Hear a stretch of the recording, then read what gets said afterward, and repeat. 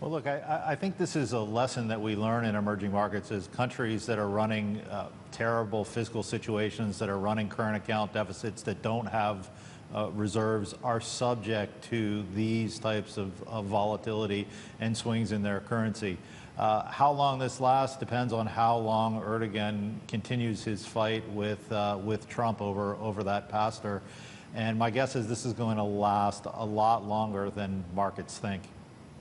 Steve, even if the U.S. and Turkey can come to see eye to eye here, and arguably it has more to do with just the latest incident around that pastor that they have detained, Turkey has a considerable burden on their hands, economically speaking. We just talked about the current account deficit and this pile of U.S. dollar denominated debt. So sure, they come to see eye to eye with the U.S. maybe down the line, but how do they get at cracking this economic problem?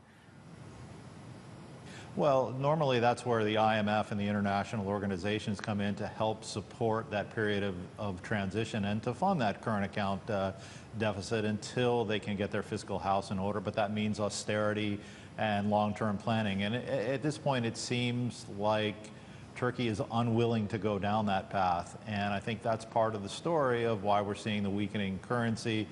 You can add to that the market's questioning over whether the central bank still has independence and what they're going to do in the future, whether we're talking about capital controls and even worse down the line.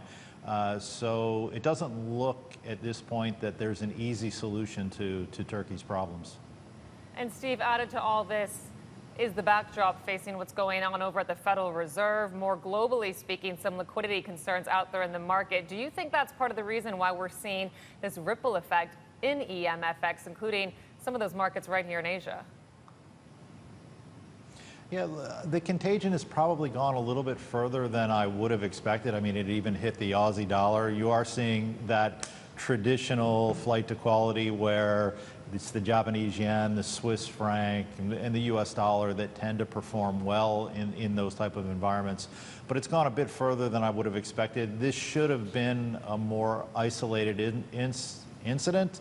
However, we have a similar story going on in Russia right now as well. We have the trade war in China. So I think the markets have said there's a lot of uncertainty going on now. It's time to take a little bit of chips off the table, go back to safety, and that seems to be what's happening in markets today.